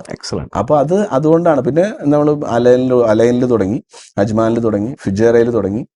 ഇവൻച്വലി എത്ര ബ്രാഞ്ചുകൾ? 9ഓളം ബ്രാഞ്ചുകൾ തുടങ്ങി. ഒറ്റയ്ക്ക് തുടങ്ങിയ സംരംഭത്തിൽ 9 ബ്രാഞ്ചായി. അന്ന് എത്ര തൊഴിലാളികളായപ്പോഴേക്കും? ഓൾമോസ്റ്റ് ഒരു 100-120 പേര് നമ്മളുടെ 120 പേർക്ക് തൊഴിൽ കൊടുക്കുന്ന സംരംഭകനായി തീർന്നു കഴിഞ്ഞു അല്ലെ? അങ്ങനെ അറബികൾ നെഞ്ചിലേറ്റി അൽ സഫീനയും താങ്കളെയും. ജോളി, അവിടെ നിന്നൊക്കെയാണ് ലോകം തന്നെ നിന്നുപോയ ട്രാവൽ ഇൻഡസ്ട്രി ഒന്ന് ഇരുന്നു പോയ വർഷം 2020 പാൻഡമിക്. 2020-21 വളരെ മോശം വർഷമായി പാൻഡമിക്കിന് എന്ന് തന്നെ, പാൻഡമിക് മൂലം ട്രാവൽ ഇൻഡസ്ട്രിക്ക് എന്ന് തന്നെ പറയേണ്ടി വരും. എന്തായിരുന്നു അന്നത്തെ അനുഭവം? ഈ പാൻഡമിക്കിന്റെ സമയത്താണ് ഏറ്റവും കൂടുതൽ എഫക്ട് ചെയ്ത ഏരിയാസ് ആയിരുന്നു ട്രാവൽ, ഹോസ്പിറ്റാലിറ്റി, എയർലൈൻ. ടോട്ടലി സ്റ്റക്കായി. ആർക്കും മൂവ് ചെയ്യാൻ പറ്റുന്നില്ല, എയർലൈൻ ഓപ്പറേറ്റ് ചെയ്യാൻ പറ്റുന്നില്ല, ട്രാവൽ ഏജൻസിയിൽ ചെന്നാൽ ചെയ്യാനായിട്ട് പണിയില്ല. അപ്പോൾ ആ സമയത്ത് നമുക്ക് എന്താ പറയുക, നമ്മൾ സാധാരണ ഞാൻ ആളോട് പറയാറുണ്ട്, എന്നുവെച്ചാൽ ഈ നല്ലൊരു പെനാൽറ്റി എടുക്കണമെങ്കിൽ ഒരു 4 സ്റ്റെപ്പ് പിന്നിലേക്ക് വെക്കണം. വെറുതെ നിന്നോടത്ത് നിന്ന് അടിച്ചാൽ നല്ല പെനാൽറ്റി ഗോളാക്കാൻ പറ്റില്ലല്ലോ. മനസ്സിലായോ? അപ്പൊ ആ 4 സ്റ്റെപ്പ് പിന്നിലേക്ക് വെക്കുക എന്നുള്ളത് കൊണ്ട് 9 നിന്ന് 4 ഓഫീസായിട്ട് നമ്മൾ ചുരുക്കി. വേറെ വഴി അല്ല, നമ്മൾ ആളുകളെ കാണിക്കാൻ വേണ്ടി ഞാൻ തളർന്നിട്ടില്ല എന്ന് ആളുകളെ കാണിക്കുക എന്നുള്ളതല്ല നമ്മളുടേത്. റിയാലിറ്റി അറിയണത് നമുക്കാണ്. അപ്പൊ നമുക്ക് 2 സ്റ്റെപ്പ് പിന്നിലേക്ക് വെച്ചാലും ആ 2 സ്റ്റെപ്പ് പിന്നിലേക്ക് വെക്കണം, 4 സ്റ്റെപ്പ് മുന്നിലേക്ക് വെക്കാനാണ് എന്ന് നമുക്ക് ഉറപ്പുണ്ടെങ്കിൽ നമുക്ക് ചെയ്യാം. അതുകൊണ്ട് സസ്റ്റെയിൻ ചെയ്തു, ബിസിനസ് സസ്റ്റെയിൻ ചെയ്തു. പക്ഷെ അവിടെ ഒരു ചോദ്യമുണ്ട്. താങ്കളൊരു സംരംഭകനാവുമ്പോൾ എല്ലാ എഗ്സും ഒരു ബാസ്ക്കറ്റിൽ ഇടരുതെന്ന് പറയുന്ന പോലെ തന്നെയാണ് താങ്കൾ അതിൽ വിജയിച്ച ആളാണ്. വേറെ ഏതെങ്കിലും ഇൻഡസ്ട്രിയിലേക്ക് അല്ലെങ്കിൽ ഇൻവെസ്റ്റ്മെന്റ് നടത്തിയിരുന്നോ ആ കാലഘട്ടത്തിൽ? ഡെഫിനറ്റ് ആയിട്ടും. അതൊരു നല്ലൊരു ചോദ്യമാണ്. അത് കാരണം സാധാരണ നമ്മളുടെ നാട്ടില് ഒരു ചൊല്ലുണ്ട്, അറിയാവുന്ന പണി ചെയ്താൽ പോരെ. പക്ഷെ അറിയാവുന്ന പണി ചെയ്താൽ പോരെ എന്നുള്ള ചോദ്യം ചോദിച്ചവരൊക്കെ പിന്നീട് സംഭവിച്ച ഒരു കാര്യമാണ്, നിങ്ങൾ അറിയാവുന്ന ഒരു കാര്യത്തിൽ മാത്രം, ഇപ്പം നിങ്ങൾ ചോദിച്ച പോലെ ഒരു കാര്യത്തിൽ മാത്രം ചെയ്യരുത്, എല്ലാത്തിലും കൂടി ചെയ്താലാണ് നിങ്ങൾക്ക് പിടിച്ചു നിൽക്കാൻ പറ്റുള്ളൂ. അതിന് ഏറ്റവും വലിയ എക്സാമ്പിളാണ് ഞാൻ. എന്നുവെച്ചാൽ ഞാൻ 2005 അവിടെ UAE ബിസിനസ് തുടങ്ങി. അതിനുശേഷം അവിടെ UAE തന്നെ പല ടൈപ്പ് ഓഫ് ബിസിനസ്സുകൾ നമ്മൾ ഫർണിച്ചർ ബിസിനസ് തുടങ്ങി, ഹെന്ന ബിസിനസ് തുടങ്ങി, കന്തൂറയുടെ ബിസിനസ് തുടങ്ങി, എക്സ്പ്ലോർ ദ വണ്ടേഴ്സ് എന്ന് പറഞ്ഞിട്ട് ഒരു ബുക്കിംഗ് എഞ്ചിൻ തുടങ്ങി, ട്രേഡിംഗ് തുടങ്ങി. അതിനിടയിൽ തന്നെ 2015 ഇന്ത്യയിൽ കുറെ ബിസിനസ്സുകളിൽ നമ്മൾ ഇവിടെ നമ്മൾ ശരിക്കും പറഞ്ഞാല് ഹോസ്പിറ്റാലിറ്റി ഇൻഡസ്ട്രി. ഹോസ്പിറ്റാലിറ്റിയിൽ നമുക്ക് മൂന്നാറിൽ 2ഓളം റിസോർട്ടുകളുണ്ട്. ഒന്ന് the fog resort and spa, അത് 2015 തുടങ്ങിയത്. അതൊരു 40 റൂംസ് ഉള്ള 4 സ്റ്റാർ ഡീലക്സ് റിസോർട്ടാണ്. പിന്നെ വൈബ് മൂന്നാർ എന്ന് പറഞ്ഞിട്ട് ട്രെൻഡിംഗ് ആണ്. യെസ്, അതിന്റെ ചെയർമാനാണ് ഞാൻ. അപ്പൊ അത് 2021 അത് ഓപ്പൺ ചെയ്തത്. അതില് ഇപ്പൊ 97 റൂംസ് ആണ് ഇപ്പൊ ഉള്ളത്. അതില് ജക്കൂസി സ്യൂട്ടുകള്, normal rooms, private pool villa, ഏറ്റവും വലിയ roof top pool, own helipad, ഏറ്റവും വലിയ സ്പാ ഇൻ കേരള. അതിൽ സ്പാ എന്നൊക്കെ പറഞ്ഞു കഴിഞ്ഞാൽ അതില് ഇല്ലാത്ത ഇന്റർനാഷണൽ സ്പെഷ്യാലിറ്റീസ് ഇല്ല. അതെ, മൊറോക്കൻ ബാത്ത് തൊട്ട് ടർക്കിഷ് ഹമാം തൊട്ട് ആയുർവേദ ട്രീറ്റ്മെന്റ്സ് തൊട്ട് സകലതും എന്ന് വെച്ചാൽ നമ്മളുടെ അടുത്ത് there is no in vibe, എല്ലാം എസ്സേ ഉള്ളൂ. ഇഫ് യു ഹാവ് ദിസ് എന്ന് ചോദിച്ചു കഴിഞ്ഞാൽ അത് നമുക്ക് ഓൾറെഡി ഉണ്ട്. വേൾഡ് ക്ലാസ് ആയിട്ടുള്ള എല്ലാ സാധനവും. ഈ ട്രാവൽ എന്ന് പറയുന്നത് നമ്മളുടെ ഒരു പാഷൻ എന്നല്ല, ഒരു ഒബ്സഷൻ ആയിരുന്നു. അപ്പൊ അതുകൊണ്ട് നമ്മൾ ലോകത്തിൽ പല രാജ്യങ്ങളിലും ട്രാവൽ ചെയ്യുമ്പോൾ അവിടെ നമ്മൾ കാണുന്ന പുതുതായിട്ടുള്ള കാര്യങ്ങൾ എല്ലാം ഇവിടെ കൊണ്ടുവന്നിട്ട്. ചെറിയൊരു കാര്യം ഞാൻ പറഞ്ഞ, വൈബിൽ വന്ന് താമസിച്ചിട്ടുള്ള ഒരാള് പലരും നമ്മളോട് പറയുന്ന ഒരു കമന്റ് ആണ്, നിങ്ങളുടെ ഒരു റൂം തുറന്നു കഴിഞ്ഞാൽ ആ എൻട്രി ഒരു വൈഡ് ആയിട്ടുള്ള സ്പേസ് ആണ്. അപ്പൊ തന്നെ നമ്മളുടെ ഒരു മനസ്സ് തുറന്നു. നിങ്ങൾ പല സ്ഥലങ്ങളിലും ട്രാവൽ ചെയ്യുമ്പോൾ, ഇപ്പൊ യൂറോപ്പിലൊക്കെ ആണെന്നുണ്ടെങ്കിൽ റൂമിലേക്ക് കയറി കഴിഞ്ഞാൽ ഇടുങ്ങിയ അപ്പൊ തന്നെ നമ്മുടെ മനസ്സങ്ങോട്ട് ചെറുതാവും. അപ്പൊ അതൊക്കെ ഒരു വലിയൊരു കാര്യം. പക്ഷെ വേറൊരു കാര്യമുണ്ട്, ആ വൈഡൻ ചെയ്യുമ്പോൾ നമ്മുടെ സ്പെൻഡ് കൂടുകയാണ്. പക്ഷെ വേറൊരു കാര്യമുള്ളതെന്ന് വെച്ചാൽ വേറൊരാളിൽ നിന്ന് അങ്ങനെ ഒരു കമന്റ് കേൾക്കുമ്പോൾ ഓക്കെ, മനസ്സ് നിറഞ്ഞു. അപ്പൊ ഇനിയും അതിന്റെ വൈബിന്റെ പുതിയൊരു ഇതിലേക്ക് വരികയാണ്. അപ്പൊ വിത്തിൻ ഒരു 1.5 months ടൈമിൽ അത് 203 റൂംസ് ആയിട്ട് മാറും. വലിയ പ്രോപ്പർട്ടി, മൂന്നാറിലെ ഏറ്റവും വലിയ പ്രോപ്പർട്ടി ആയിട്ട് മാറും. അപ്പൊ അത് കൂടാതെ റെസ്റ്റോ ബാർ അതിൽ വന്നിട്ടുണ്ട്. പിന്നെ ഒരു 8,000 സ്ക്വയർ ഫീറ്റിലെ ഒരു പൂള്, ഇന്ത്യയിലെ ആദ്യത്തെ 24/7 pool in A 5 star deluxe resort. It will be vibe resort. 24 മണിക്കൂർ നിങ്ങൾ പൂളിൽ കിടന്ന് അതെ, നിങ്ങൾ എല്ലാവർക്കും ഉള്ള ഒരു കൺസേൺ ആണ്, എത്ര മണിക്കാ പൂൾ അടയ്ക്കുക, ഞങ്ങൾക്ക് അത് ചെയ്യാൻ പറ്റുമോ, അയ്യോ ഞങ്ങൾക്ക് പ്രൈവറ്റ് ആയിട്ട് കുറച്ച് സമയം കിട്ടുമോ, അങ്ങനെയുള്ള പല പല കാര്യങ്ങൾ നമ്മൾ പ്ലാൻ ചെയ്യുന്നുണ്ട്. ഇപ്പൊ പല ഫാമിലീസിനും എന്താ പറയാ, എല്ലാവരുടെയും കൂടെ പൂളിൽ പോകാനായിട്ട് താല്പര്യം. അവർ പറയാണ് ഓക്കെ എനിക്ക് 11:30 to 12 ഈ ഒരു ടൈം വേണം, അത് ബ്ലോക്ക് ചെയ്ത് കൊടുക്കും. അപ്പൊ എന്താ പറയാ, അവർക്ക് we try to give more than their expectation. Very good. ഈ രണ്ട് പ്രോപ്പർട്ടിയിലെയും ഇൻവെസ്റ്റ്മെന്റ് എത്ര കോടിയായിരിക്കാം? അത് ടോട്ടലി ഒരു വൈബ് എന്ന് പറഞ്ഞ പ്രോപ്പർട്ടി ഈ 97 റൂം ഉള്ളപ്പോൾ തന്നെ 120 crores ആണ്. അതിനോട് ചേർന്ന് ഇപ്പോൾ 203 കീ ആയിട്ട് മാറുമ്പോൾ ഓൾമോസ്റ്റ് 300 crores ആയി. പിന്നെ അതുകൂടാതെ ഫോഗ് എന്ന് പറയുന്നത് ഓൾമോസ്റ്റ് ഒരു 50 crores ഇൻവെസ്റ്റ്മെന്റ് ഉള്ള പ്രോപ്പർട്ടിയാണ്. അപ്പൊ രണ്ടു കൂടി ചേർത്ത് അല്ല, അത് ഇൻവെസ്റ്റ്മെന്റ് ആണ്. പക്ഷേ the value now it's more than double. ഒരു 1000 കോടിയുടെ പ്രോപ്പർട്ടിയാണ് നിങ്ങൾ പറയുന്നത്. ഒരു പ്രോജക്ടിന്റെ കാര്യമാണ് ഈ പറയുന്നത്. ഈ ടോട്ടൽ ആ ഹോസ്പിറ്റാലിറ്റി ഇൻഡസ്ട്രിയിൽ തന്നെ ഇപ്പോൾ നമുക്ക് അത് ഒരു 1000 കോടി രൂപയുടെ ഒരു പ്രോപ്പർട്ടികളാണ് അവിടെ ഇൻവെസ്റ്റ്മെന്റ് ഡെഫിനറ്റ് ആയിട്ടും. അവിടെ ഒതുങ്ങിയോ ഇൻവെസ്റ്റ്മെന്റ്? അത് വേറെ ഏതെങ്കിലും മേഖലയുണ്ടോ? ഇല്ല, നമ്മൾ നിർത്തലില്ല. വേറെ എവിടെയാണ്? നമ്മൾ പല ഏരിയസിൽ ഇപ്പോൾ ആയുർവേദിക് മെഡിസിൻ മാനുഫാക്ചറിങ്. എക്സലന്റ്. എവിടെയാണത്? അത് തൃശ്ശൂർ തന്നെയാണ്, നെല്ലായി എന്ന് പറയും, റാണി ഡ്രഗ് ഹൗസ് എന്ന് പറയുന്നത്. അവിടെ എത്ര പേർക്ക് തൊഴിൽ കൊടുക്കും? അവിടെ ഒരു ഓൾമോസ്റ്റ് ഒരു 60ഓളം പേര് അവിടെ വർക്ക് ചെയ്യുന്നുണ്ട്. ചോദിച്ചില്ല, ഈ റിസോർട്ട്സിൽ എല്ലാം കൂടി എത്ര പേർക്ക് തൊഴിൽ കൊടുക്കും? റിസോർട്ടിൽ ഇപ്പോ ഓൾമോസ്റ്റ് ഇപ്പോൾ അറ്റ് പ്രസന്റ് ഓൾമോസ്റ്റ് 300+ ഉണ്ട്. പക്ഷെ അതൊരു within 2 months time it will be 450 ഇതിലേക്ക് വരും. Very good. അപ്പൊ ആയുർവേദ മാനുഫാക്ചറിങ്, റിസോർട്ട്സ്. ഇനി വേറെന്താണ്? വേറെ നമുക്കൊരു മറീന മാൾ എന്ന് പറഞ്ഞിട്ട് തോമ്പടിയിലൊരു ഇതുണ്ട്. ഗുഡ് ഷെപ്പേർഡ് എന്ന് പറഞ്ഞിട്ട് ഒരു ഹോട്ടൽ മാനേജ്മെന്റ് ഇൻസ്റ്റിറ്റ്യൂട്ട് ചെങ്ങന്നൂരുണ്ട്. പിന്നെ ഒരു ഫാം ടൂറിസം റിലേറ്റഡ് ആയിട്ടുള്ള ഒരു ബിസിനസ് കേരള ഫാം എന്ന് പറഞ്ഞിട്ട് അത് മൂന്നാറിൽ തന്നെയാണ്. അതൊരു യുണീക് സംഭവമാണ്. ഡെഫിനറ്റ് ആയിട്ടും അത് നമ്മൾ ഓരോ രാജ്യങ്ങൾ വിസിറ്റ് ചെയ്യാൻ പോകുമ്പോൾ, ഇപ്പൊ ഫോർ എക്സാമ്പിൾ ഇന്തോനേഷ്യയിലോ അല്ലെങ്കിൽ ശ്രീലങ്കയിലോ തായ്ലൻഡിലൊക്കെ പോകുമ്പോൾ നമുക്ക് പലപ്പോഴും പറയാറുണ്ട്, നമ്മളിപ്പോൾ മക്കളോട് ഈ പ്രവാസികളായിട്ടുള്ള ആളുകൾ എവിടുന്ന അരി മേടിക്കണമെന്ന് ചോദിച്ചു കഴിഞ്ഞാൽ സൂപ്പർ മാർക്കറ്റിൽ നിന്നാന്ന് പറയും. അരി എവിടെ നിന്ന് കിട്ടണമെന്ന് ചോദിച്ചാലും ആ സൂപ്പർ മാർക്കറ്റിലെ ചേട്ടനെ തരണേന്ന് പറയും. നെല്ല് വിളയണത് എങ്ങനെയാണെന്നുള്ളത് പലർക്കും അറിയില്ല, കണ്ടിട്ടില്ല. അപ്പൊ അതുപോലെ പല കാര്യങ്ങളും, ഇപ്പൊ കാടമായിരുന്നാലും ജാതി ആയിരുന്നാലും പല കാര്യം. അപ്പൊ നമ്മളുടെ ഫാമിൽ നമ്മൾ ഇത് ടോട്ടൽ ആയിട്ടുള്ള ഒരു സൊല്യൂഷനാണ്. എല്ലാ type of ayurvedic medicinal plants, spices, ഇതെല്ലാം നമ്മൾ ഓരോന്ന് കൊണ്ടുപോയി കാണിച്ചു കൊടുക്കുകയാണ്. നമ്മളെ ഗൈഡുകളുണ്ട്. മൂന്നാറിലാണ്. അത് ഓൾമോസ്റ്റ് ഒരു 12 ഏക്കർ സ്ഥലത്താണ്. അതിൽ 100ഓളം ഗൈഡുകളുണ്ട് നമ്മുടെ കൂടെ. ആ ഗൈഡുകൾ പല ഭാഷ, ഏത് ഭാഷ നിങ്ങൾ ലോകത്തിലുള്ള ഏത് ഭാഷ പറഞ്ഞാലും അത് സംസാരിക്കണ ഗൈഡ് നമ്മുടെ ആയിട്ടുണ്ട്. നിങ്ങളിപ്പോൾ ഒരു തമിഴ്നാടുകാരൻ വന്നു കഴിഞ്ഞാൽ തമിഴ് പറയും, ഒരു ഫ്രഞ്ചുകാരൻ വന്നാൽ ഫ്രഞ്ചിൽ പോയി ഇന്നതാണെന്നൊക്കെ പറഞ്ഞു കൊടുത്ത്, അത് കഴിഞ്ഞ് നമ്മളുടെ ഷോപ്പുകളാണ്. അത് ഈ ആയുർവേദ മെഡിസിൻസിൻ്റെ ഷോപ്പ്, സ്പൈസസിൻ്റെ ഷോപ്പ്, അതുപോലെ തന്നെ ഇപ്പോൾ നമ്മുടെ കേരള സാരി, അതുപോലെയുള്ളത് നാച്ചുറൽ ഹണി, നാച്ചുറൽ കോസ്മെറ്റിക്സ്. അപ്പോൾ ഇതിൽ ശരിക്കും വേറൊരു കാര്യമുള്ളതെന്ന് കഴിഞ്ഞാൽ, ഇതൊരു ഫാം ടൂറിസം എന്നുകൊണ്ട് പറയുന്നുണ്ടെങ്കിലും ഇതിൽ ഭൂരിഭാഗം സാധനങ്ങളും നമ്മൾ പ്രൊക്യൂർ ചെയ്യണത് അവിടുത്തെ നാട്ടുകാരിൽ നിന്നും സൊസൈറ്റികളിൽ നിന്നൊക്കെയാണ്. ഒരു അപ്ലിഫ്റ്റ്മെന്റ് അവിടെ ഡെഫിനറ്റ്ലി. ഇതിൽ ശരിക്കും പറഞ്ഞാൽ നമ്മുടെ ഫൈനൽ എയിം എന്ന് പറഞ്ഞാൽ empowering woman in that community, that area. Very good. അപ്പൊ ഇവിടുന്ന് വന്ന് ആൾക്കാരെ ടച്ച് ആൻഡ് ഫീൽ ചെയ്തു, ഇതാണ് ഇന്ന പ്രോഡക്റ്റ്, ഇവിടെ വരുമ്പോൾ ആ സാധനം വാങ്ങാൻ കിട്ടുക. അതെ. അത് വലിയൊരു എത്ര ഷോപ്പ് ഉണ്ട് അവിടെ? അവിടെ ഓൾമോസ്റ്റ് ഒരു 10ഓളം ടൈപ്പ് ഓഫ് ഷോപ്സ് ഉണ്ട്. നല്ല കച്ചവടം ഉണ്ടോ? നല്ല ബിസിനസ് നടക്കുന്നുണ്ട്. കാര്യങ്ങൾ ആളുകൾക്ക് നമുക്ക് അതിലൊരു മോണിറ്ററി ബെനിഫിറ്റിനേക്കാൾ കൂടുതൽ ഇത്രയും ആളുകളെ ഇത്രയും കാര്യങ്ങൾ കാണിച്ചു കൊടുക്കാൻ പറ്റി എന്ന് പറയുന്നത് വലിയൊരു കാര്യമാണ്. എന്ത് കച്ചവടം നടക്കുന്നുണ്ട് അവിടെ? നല്ലൊരു ബിസിനസ് അവിടെ നടക്കുന്നത്. അതെ. Okay, very good. അപ്പൊ അതൊരു ആ സൊസൈറ്റിയെ തന്നെ അപ്ലിഫ്റ്റ് ചെയ്യുന്ന ഒരു കോൺസെപ്റ്റ് ആയി തീർന്നു. അപ്പൊ ഇവിടെ മാത്രമാണോ? ദുബായിൽ എന്തൊക്കെയോ ബിസിനസ് ഉണ്ടെന്ന് പറഞ്ഞു. ദുബായിൽ നമുക്ക് എന്താ പറയാ, അതിന് ഇൻ ബിറ്റ്വീൻ എന്താ പറയാ, പലപ്പോഴും എല്ലാവർക്കും ഉള്ള ഒരു പ്രശ്നം എന്ന് പറയുന്നത്, നമ്മളുടെ ലെവലിലുള്ള ആളുകളോട് സംസാരിക്കുകയും അവരിൽ നിന്ന് മാത്രമാണ് ബിസിനസ് ഐഡിയാസ് എടുത്ത് വലിയ കാര്യങ്ങളാണ്. പക്ഷെ എൻ്റെ ഒരു ഇത് വേറെ രീതിയിലാണ്. ഞാൻ താഴെയിലുള്ളവൻ തൊട്ട് മുകളിലുള്ളവൻ വരെ സംസാരിക്കും. ചിലപ്പോൾ ഈ ഏറ്റവും താഴെയുള്ള ആൾ പറഞ്ഞ ബിസിനസ് ഐഡിയ ആയിരിക്കാം എനിക്ക് ഏറ്റവും ഇഷ്ടപ്പെട്ട ഒരു ഐഡിയ. അത് ഞാൻ ചെയ്യാൻ ശ്രമിക്കും. അതിൽ ഞാൻ എടുത്തു നോക്കിക്കഴിഞ്ഞാൽ, പിന്തിരിഞ്ഞ് നോക്കിയാൽ അതിൽ ഭൂരിഭാഗം ബിസിനസ്സുകളും ഈ താഴെയുള്ളവർ പറഞ്ഞ ബിസിനസ്സുകളാണ് വിജയിച്ച ബിസിനസ്സുകൾ. Very good. മനസ്സിലായി? അപ്പൊ ഈ ഹെന്ന എന്ന് പറയുന്നത് എൻ്റെ കൂടെ ഉണ്ടായിരുന്ന ആളുകൾ പറഞ്ഞു, ഇങ്ങനെ ഒരു സ്കോപ്പ് ഉള്ളതുണ്ട്. രാജസ്ഥാനിൽ നിന്ന് നമ്മൾ റോ ഹെന്ന ഇമ്പോർട്ട് ചെയ്യുക, അത് കഴിഞ്ഞ് അവിടെ നമ്മൾ അതിൻ്റെ കോണാക്കി സൂപ്പർ മാർക്കറ്റുകളിലും അതുപോലെ സാലൂണുകളിലും സപ്ലൈ ചെയ്യുക. അതൊരു നല്ലൊരു ബിസിനസ്സായിട്ട് തോന്നി. അത് നമ്മൾ തുടങ്ങി.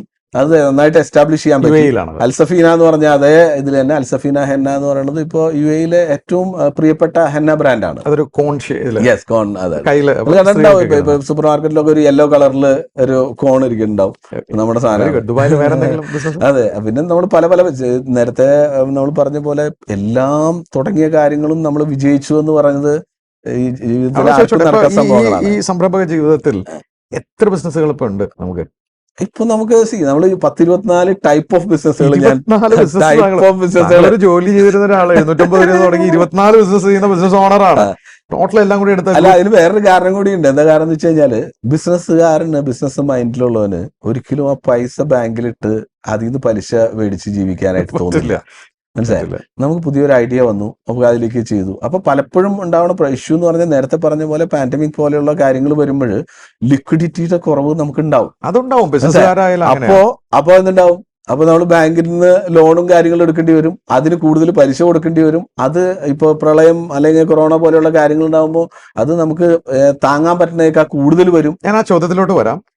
ടോട്ടൽ 24 ബിസിനസ് എന്ന് പറയുമ്പോൾ എത്ര പേർക്ക് തൊഴിൽ കൊടുക്കുന്നുണ്ടാവും എല്ലാം കൂടി ചേർത്ത് കഴിഞ്ഞാൽ? എല്ലാം കൂടി ഓൾമോസ്റ്റ് ഒരു 1500 പേരോളം നമ്മുടെ എത്ര കോടി വിറ്റുവരം ഉണ്ടാവും ഈ ഗ്രൂപ്പുകളെല്ലാം കൂടി ചേർത്താൽ? ഒരു 1500 750 രൂപ ജോലിക്കാരൻ ഇന്ന് 1500 കോടി വിറ്റുവരവുള്ള ഗ്രൂപ്പുകളുടെ സാരഥിയാണ്. 1500 കുടുംബങ്ങൾ ഇൻറ്റു 4 അടിച്ചു കഴിഞ്ഞാൽ ഒരു 10 കുടുംബങ്ങൾ താങ്കൾ മൂലം ജീവിച്ചു വരുന്നത്. അവിടെയാണ് ഒരു ചോദ്യം ചോദിക്കാനുള്ളത്. ഈ തിരിച്ചടികൾ ഉണ്ടാവുക എന്നുള്ള സംരംഭത്തിന്റെ ഒരു ഭാഗമാണ്. നഷ്ടങ്ങൾ ഉണ്ടായിട്ടുണ്ടോ താങ്കൾക്ക്? ഡെഫിനറ്റ് ആയിട്ടും തോൽവികൾ ഉണ്ടായിട്ടുണ്ട്. തോൽവികൾ ഉണ്ടായിട്ടുണ്ട്, നഷ്ടങ്ങൾ ഉണ്ടായിട്ടുണ്ട്. പക്ഷെ വേറൊരു കാര്യം, നമ്മൾ ഉണ്ടാക്കണ മൈൻഡ് സെറ്റ് ആണ് മെയിൻ.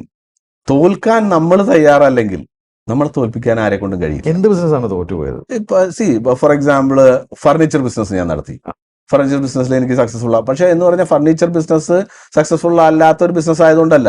ചിലപ്പോൾ ഞാൻ ചെയ്ത ആ ഒരു ഹോംവർക്ക് നന്നായിരിക്കില്ല, അല്ലെങ്കിൽ ആ ടൈം നന്നായിരുന്നില്ല. അപ്പൊ അതുകൊണ്ട് അത് ക്ലോസ് ചെയ്യേണ്ടത്. പക്ഷെ വേറൊരു കാര്യമുള്ളതെന്ന് വെച്ചാൽ, ഏത് കാര്യവും പൈസ ബേൺ ചെയ്ത് നമ്മളുടേതാണ് ഞാൻ എന്ന് പറഞ്ഞിരിക്കുന്നതിനേക്കാൾ നല്ലത് ഒരു ദിവസം തലേ ദിവസം തന്നെ അത് ക്ലോസ് ചെയ്യാന്നുള്ളതാണ്, എക്സിറ്റ് ചെയ്യാന്നുള്ളതാണ്. ഡെഫിനറ്റ് ആയിട്ടും.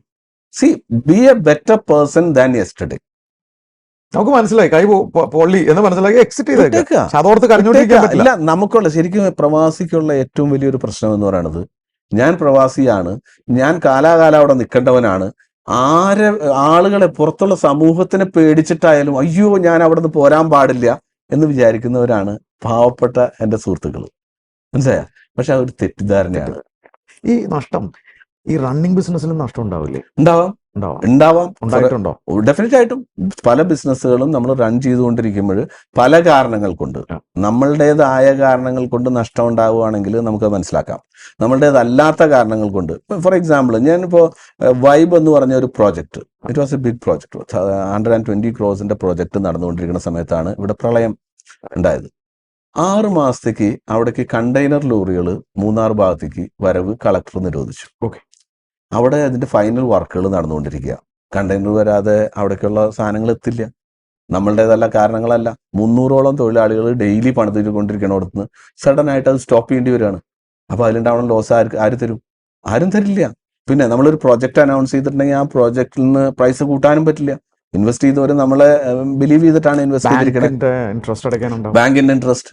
അപ്പൊ അതൊക്കെ ശരിക്കും പറഞ്ഞു കഴിഞ്ഞാൽ ആളുകൾ പറയും, ശരിക്കും ബിസിനസ്സുകാരൻ എന്ന് പറഞ്ഞാൽ അവൻ പ്രാന്തനാണെന്നാണ് ആളുകളുടെ ഒരു ധാരണ. അത് അതിലേക്ക് എത്തിക്കും. അതെന്ന് വെച്ചാൽ ബാങ്കുകൾ നമ്മളെ ടൈറ്റൻ ചെയ്യും. ശരിക്കും പറഞ്ഞാൽ എനിക്ക് ഈ 120 crores ഈ പ്രോജക്റ്റില് എനിക്കും, ഞങ്ങൾ പ്രൊമോട്ടർ ആയിരുന്നത് ഞാനും എന്റെ പാർട്ട്ണർ ഉണ്ട് ഷോജൻ കോക്കാട് എന്ന് പറഞ്ഞിട്ട്, ഞങ്ങൾക്ക് ഉണ്ടായിട്ടുള്ള ലോസ് ഓൾമോസ്റ്റ് 80 crores നമുക്ക് ലോസ്. അതൊന്നും നമ്മളെ തളർത്തില്ല. അല്ല, തളർത്തില്ല എന്ന് പറഞ്ഞാൽ അതുകൊണ്ട് തളർന്നു എന്ന് ഞാൻ വിചാരിച്ചാൽ ഞാൻ തളർന്നു. പക്ഷെ അത് എന്നെ തളർത്താൻ പോരാ.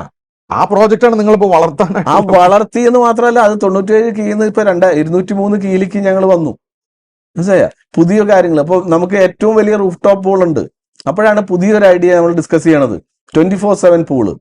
80 കോടി നഷ്ടത്തിലിരിക്കുമ്പോഴാണ് നമ്മളുടെ ചിന്തകൾ ഒരിക്കലും പിന്നോട്ട് ഇന്നലകളെ കുറിച്ച് ആലോചിച്ചിട്ടല്ല, നാളെ നമുക്ക് എന്ത് ചെയ്യാം, അത് മാത്രമേ നമ്മുടെ ചിന്തകളിലുള്ളൂ. ചോദിക്കാതിരിക്കാൻ പറ്റില്ല. കാരണം ഞാനൊക്കെ ആദ്യമായിട്ട് എൻ്റെ ചെറുപ്രായത്തിൽ തന്നെ ജോലി ചെയ്യുന്ന സമയത്താണ് ദുബായിലൊക്കെ വന്ന് ഇറങ്ങുന്നത്. അപ്പൊ അന്ന് എൻ്റെ സുഹൃത്തുക്കൾ, എനിക്ക് തോന്നുന്നു ഒരു 97 കാലഘട്ടത്തിലൊക്കെ, എത്ര വർഷമായി നിങ്ങൾക്ക് ഊഹിച്ചിട്ട്, ആ കാലഘട്ടത്തിൽ തന്നെ എന്നോട് പല ആൾക്കാരും ഇവിടെ നാട്ടിൽ വന്നിട്ട് ഒരു ബിസിനസ് തുടങ്ങണം. എന്നോട് അന്ന് പറഞ്ഞവൻ ഈ 2025 വെക്കേഷൻ വന്നപ്പോ ഈ മാസം എന്നെ വിളിച്ചിട്ടുണ്ട്, ഇവിടെ എന്തെങ്കിലും തുടങ്ങണ്ടേ, ഒരു ആശയം പറയും. ഞാൻ പറഞ്ഞു, നീ തുടങ്ങണ്ട, കാരണം ഇത് ഞാൻ ആദ്യം ദുബായിൽ വന്നപ്പോ എന്നോട് പറഞ്ഞ കഥയാണ്. നിരവധി പ്രവാസികളുടെ ഒരു സ്വപ്നമാണ് ജോലി ചെയ്യുന്നുണ്ട്, കാശുണ്ടാക്കുന്നത്, അതൊക്കെ ശരിയാണ്, നാട്ടിൽ വരണം, എന്തെങ്കിലും തുടങ്ങണം, പക്ഷെ ഇതുവരെ തുറക്കില്ല. അവരോടൊക്കെ എന്താ പറയാ? എനിക്ക് ഒറ്റൊരു കാര്യം പറയാനുള്ളൂ. എന്ന് വെച്ചാല് നമ്മുടെ നാട്ടിലൊക്കെ ഈ സ്കൂളുകളിൽ വർക്ക് ചെയ്യുന്ന ടീച്ചേഴ്സ് ഉണ്ട്. അവരുടെ റിട്ടയർമെന്റ് കഴിഞ്ഞ് കഴിഞ്ഞാൽ അവർ വീട്ടിൽ വന്നിട്ട് അവർ ചാരുകസയിൽ ഒരു ഇരിപ്പുണ്ട്. ഒരു ഇരിപ്പുണ്ട്. ആ ഇരിപ്പിൽ 3-4 വർഷത്തിനുള്ളിൽ കച്ചവടം തീരും എന്ന് പറഞ്ഞ പോലെയാണ് ഈ പ്രവാസി കാലാകാലങ്ങളായിട്ട് പൈസ ഉണ്ടാക്കി ഇവിടെ ബാങ്കുകൾക്ക് FD ഇട്ട് കൊടുത്ത് അതിന്റെ പലിശ കിട്ടി എനിക്ക് വീട്ടിൽ വന്നിരുന്ന് കാൽമ കാലിയേറ്റി ഇരിക്കാലോ എന്ന് വിചാരിച്ചിട്ടാണ് അവരിയ്ക്കുന്നത്. പക്ഷെ അവർ മനസ്സിലാക്കാത്ത ഒരു കാര്യം, നിങ്ങൾ തിരിച്ചു വന്നിട്ട് ഏത് കാലത്തായിരുന്നാലും ഇന്നല്ലെങ്കിൽ നാളെ ഗൾഫിലുള്ളവർ തിരിച്ചു വന്നേ പറ്റൂ. എന്നുവെച്ചാൽ അവിടെ ആരും പാസ്പോർട്ട് തന്ന് നിങ്ങളെ ആക്കാൻ പോകുന്നില്ല. ഇവിടെ തിരിച്ചു വന്നിട്ട് നിങ്ങൾ വീണ്ടും ഒരു സീറോയിലേക്കോ അല്ലെങ്കിൽ പൈസ ഉണ്ടായതുകൊണ്ട് മാത്രം റെസ്പെക്ട് കിട്ടണമെന്നില്ല. റെസ്പെക്ട് എന്ന് പറയുന്നത് നിങ്ങളുടെ കമ്മ്യൂണിറ്റിക്ക് എന്ത് തിരിച്ചു കൊടുക്കുന്നു എന്നുള്ളതാണ്. അതെങ്ങനെ തിരിച്ചു കൊടുക്കാൻ പറ്റുക? തിരിച്ചു കൊടുക്കാൻ പറ്റുന്നുണ്ടെങ്കിൽ നിങ്ങൾ you have to give your hand to them. നിങ്ങൾ കൈ കൊടുത്താലാണ് അവർക്ക് ഇത് ചെയ്യാൻ പറ്റുള്ളൂ. ആ ഒരു ചിന്ത എനിക്ക് ബിഗിനിങ് തൊട്ട് ഉള്ളത് കൊണ്ടാണ് ഞാൻ എൻ്റെ കൂടുതൽ ബിസിനസ്സുകളും കേരളത്തിൽ അതുപോലെ ഇന്ത്യയിൽ പല സ്ഥലത്തും ചെയ്യാനായിട്ട് നോക്കിയത്. അത് സക്സസ്ഫുൾ ആയിട്ട് ചെയ്യാൻ പറ്റിയെന്ന് മാത്രമല്ല, അതിൽ എനിക്ക് എല്ലാ സ്ഥലത്തുനിന്നും സാധാരണ ആളുകൾ പറയുന്ന ഒരു കാര്യമുണ്ട്, കേരളത്തിൽ ബിസിനസ് ചെയ്യാനായിട്ട് നല്ലൊരു എൻവയോൺമെന്റ് ഉണ്ടോ, കേൾക്കണതൊക്കെ നല്ല ന്യൂസ് അല്ലല്ലോ. എവിടെയാ നല്ല ന്യൂസ് അല്ല ഉള്ള ഒരു സ്ഥലം പറഞ്ഞ്? ക്രിയേറ്റഡ് അല്ലാത്ത ആക്ച്വലായിട്ട് ഇപ്പൊ വേറൊരു കാര്യമുള്ളൂ, ഞാനും ഗൾഫിലുണ്ടായിരുന്നതാണ്, ഞാനും അവിടെ ബിസിനസ് നടത്തിയാണ്. അവിടെ ആരും ഒരു ഇല്ലീഗലായിട്ട് ഒരു ബിസിനസ് നടത്തണില്ല. അവരൊരു ബിസിനസ് തുടങ്ങണമെന്നുണ്ടെങ്കിൽ അതിന് ലൈസൻസ് എടുക്കുന്നുണ്ട്, അതിലെന്തെങ്കിലും വർക്ക് ചെയ്യണമെങ്കിൽ അതിന് പെർമിഷൻ എടുക്കുന്നുണ്ട്. പക്ഷെ ഇവിടെ നമ്മൾ എന്താ വെച്ചാൽ ടേക്ക് ഇറ്റ് ആസ് ഗ്രാൻഡഡ് എന്ന് പറഞ്ഞ കാര്യമാണ്. ലൈസൻസ് ചിലപ്പോൾ എടുക്കില്ല, ലൈസൻസ് ചിലപ്പോൾ എടുക്കണത് തുടങ്ങിയതിന് ശേഷം ലൈസൻസിനെ കുറിച്ച് ആലോചിക്കും. പിന്നെ അതിലെന്തെങ്കിലും അമെന്റ്മെന്റോ കാര്യങ്ങളോ ഉണ്ടെങ്കിൽ നമ്മൾ അത് പെർമിഷൻ എടുക്കില്ല. ഇങ്ങനെയൊക്കെ വരുമ്പോൾ നമുക്ക് ബുദ്ധിമുട്ടുകൾ ഉണ്ടാവാം. പക്ഷെ ഇന്നും പുതിയൊരു ബിസിനസ് കമ്മ്യൂണിറ്റിക്ക് അല്ലെങ്കിൽ പുതിയ പിള്ളേരോട് എനിക്ക് പറയാനുള്ളത്, ഇന്ത്യയിൽ ബിസിനസ് ചെയ്യാന്നുള്ളതാണ് നിങ്ങൾ കാണേണ്ട ഏറ്റവും വലിയ നല്ല സ്ഥലം. ഡെഫിനറ്റ് ആയിട്ടും നമ്മുടെ നാട് തന്നെ വളമുള്ള മണ്ണ് എന്ന് പറയുന്നത് ഇന്ത്യ തന്നെയാണ്, കേരളം തന്നെയാണ്. എന്താ കാരണം വെച്ചാൽ ഇവിടെ നിന്ന് ഇപ്പൊ നമ്മൾ സാധാരണ പറയും, നമ്മൾ ഈ ഗവൺമെന്റ് സ്കൂളിൽ പഠിച്ച് ഇറങ്ങിക്കഴിഞ്ഞാൽ സ്ട്രീറ്റ് ഫൈറ്റേഴ്സ് ആയിട്ട് മാറുന്നു. ഇവിടെ പഠിച്ചവന് ലോകത്തിൽ എവിടെയും പഠിക്കാൻ പോയി ജോലി ചെയ്യാൻ പോയി ബിസിനസ് ചെയ്യാനായിട്ട് യാതൊരു ഇവിടെ ബിസിനസ് വിജയിപ്പിച്ചിട്ടുണ്ടെങ്കിൽ 100%. എന്താ വെച്ച് കഴിഞ്ഞാൽ നിങ്ങൾ സ്ട്രീറ്റ് ഫൈറ്റിൽ ജയിച്ചു കഴിഞ്ഞു, ഇനി അടുത്തതെന്നുള്ള ഇനിയൊന്നുമില്ല, സ്ട്രീറ്റ് ഫൈറ്റിൽ കൂടുതലില്ല. ഇനി താങ്കള് വേണമെങ്കിൽ താങ്കൾക്ക് ആ ദുബായിൽ തന്നെ എസ്റ്റാബ്ലിഷ് ചെയ്യാമായിരുന്നു. ഈ കണ്ട ഇത്രയും വലിയൊരു ഇൻവെസ്റ്റ്മെന്റ്, 1000 കോടി ഇൻവെസ്റ്റ്, അതൊക്കെ അവിടെ തന്നെ ചെയ്ത് എസ്റ്റാബ്ലിഷ് ചെയ്ത് പണക്കാരനായി ലക്ഷറീസ് ആയിട്ട് അവിടെ ചെയ്യും. പക്ഷെ അതൊന്നും അല്ല ചിന്തിച്ചത്, നമ്മുടെ നാട്ടിൽ കൊണ്ടുവന്നാണ് ഇൻവെസ്റ്റ്മെന്റ് ചെയ്തത്. പലരും മടിക്കുന്ന ഒരു കാര്യം, റീസൺ എന്താണ്? അല്ല, എന്റെ ഉള്ളില് അന്നും ഇന്നും ഉള്ളത്, എനിക്ക് കുറെ ഫാമിലികളെ സപ്പോർട്ട് ചെയ്യാൻ പറ്റണം, ഒരു ജോബ് ക്രിയേറ്റർ ആയിട്ട് മാറണം. മനസ്സിലായി? അവർക്കൊരു കൈ കൊടുക്കാനായിട്ട് ഞാൻ ചെറിയൊരു എക്സാമ്പിൾ ഞാൻ പറയാം. പലപ്പോഴും നമ്മൾ കാണുന്ന ഒരു കാര്യം, ഒരാൾ നമ്മളുടെ അടുത്ത് എന്തെങ്കിലും ഞാൻ കുറച്ച് ബുദ്ധിമുട്ടിലാണ് എന്ന് പറയുമ്പോൾ നമ്മൾ ആകെ ചെയ്യണത് അവനൊരു 50 രൂപയോ 100 രൂപയോ 1000 രൂപ കൊടുത്തു, അതെല്ലാം ഞാൻ എൻ്റെ വലിയൊരു കടമയായിട്ട് കണക്കാക്കി അതിൽ ഞാൻ കൃതാർത്ഥനായി, ഞാൻ കൊടുക്കാൻ പറ്റിയെന്നുള്ളത്. പക്ഷെ അയാളുടെ ആക്ച്വൽ എന്താണ് അയാൾക്ക് വേണ്ടത്? ഫോർ എക്സാമ്പിൾ ഞാൻ പറയാം. എൻ്റെ ആലുവയിലാണ് ഞാൻ ഇപ്പോൾ താമസിക്കുന്നത്. വീട് പണി കഴിഞ്ഞിരിക്കുന്ന സമയത്ത് മതിൽ വൈറ്റ് പെയിന്റ് അടിച്ചിട്ടിരിക്കുകയാണ്. എൻ്റെ വീട്ടിലേക്ക് ഒരു പയ്യൻ വന്നു, ഒരു 25 വയസ്സോളം പ്രായമുണ്ട്, ഒരു കീറിയ ഒരു ജുബ്ബ, ഒരു സഞ്ചിയുണ്ട്. വന്നു, സാറേ ഞാൻ ആ മതിലുമ്മേ നന്നായിട്ട് പെയിന്റ് ചെയ്ത് തരാം, ആർട്ട് വർക്ക് ചെയ്ത് തരാം സാർ, എന്തെങ്കിലും തന്നാൽ മതി. എന്താ എൻ്റെ മുന്നേ എന്താണിതെന്നൊക്കെ ചോദിച്ചപ്പോൾ തൃപ്പൂണിത്തുറ ആർട്സ് കോളേജിൽ നിന്ന് 2nd റാങ്കോട് കൂടി ഇറങ്ങിയ ഒരു പയ്യനാണ്. പക്ഷെ പിടിച്ച് കൈ കൊടുക്കാൻ ആരുമില്ല.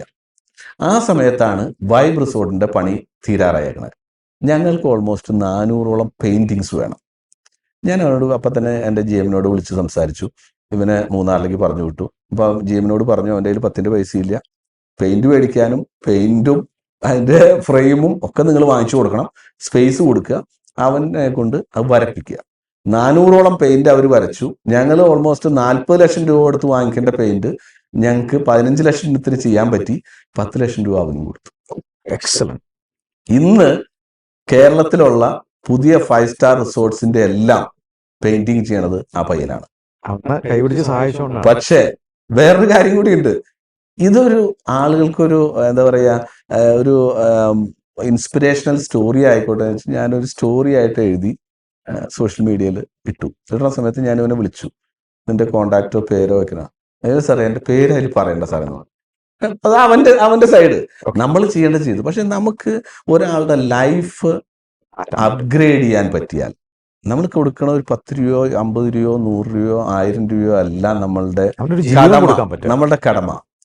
ആളുകളെ കേൾക്കാൻ ആരും തയ്യാറല്ല, പക്ഷെ കേൾക്കാൻ തയ്യാറാവണം. അവൻ എന്ത് ഹെൽപ്പ് ചെയ്യാൻ പറ്റും, അത് അവനൊരു ജോലി കൊണ്ട് അവന് കാലാകാലത്തേക്ക് എന്ത് ചെയ്യാൻ പറ്റും എന്നുള്ളതാണ് നമ്മൾ ചെയ്യാനായിട്ട് ശ്രമിക്കുന്നത്. അതിലേക്ക് ആളുകൾ എത്തണം. സാർ നേരത്തെ പറഞ്ഞതിന് ഒരു ചെറിയ കാര്യം കൂടിയുണ്ട്. ഇപ്പൊ ഞാൻ സ്കൂളുകളിലൊക്കെ കണ്ടിട്ടുണ്ടാവും പല ആനുവൽ ഡേ ഫംഗ്ഷൻ, അതുപോലെ തന്നെ അവാർഡ് ഫംഗ്ഷൻ. അതിനൊക്കെ അവിടെ പഠിച്ച ഡോക്ടറായ ആളെ വിളിച്ച് ആദരിച്ചു, അവിടെ പഠിച്ച് SI ആയ ആളെ വിളിച്ച് ആദരിച്ചു, അവിടെ പഠിച്ച് പ്രൊഫസറായ ആളെ വിളിച്ച് ആദരിച്ചു. ഏതെങ്കിലും സ്കൂളിൽ അവിടെ പഠിച്ച് നന്നായിട്ട് ബിസിനസ് ചെയ്യണ 1000 പേർക്ക് ജോലി കൊടുക്കുന്ന 10000 പേർക്ക് ജോലി കൊടുക്കുന്ന ഒരാളെ വിളിച്ച് ആദരിച്ചതായിട്ട് സാർ എവിടെയെങ്കിലും കേട്ടോ? വളരെ അപൂർവമാണ് അതൊക്കെ.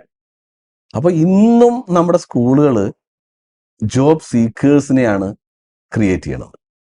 മനസ്സിലായി? ജോബ് ക്രിയേറ്റേഴ്സിനെ ഉണ്ടാക്കാൻ ഇനിയും പഠിപ്പിക്കണം. അത് മാറ്റം വരുത്തേണ്ടതുണ്ട്.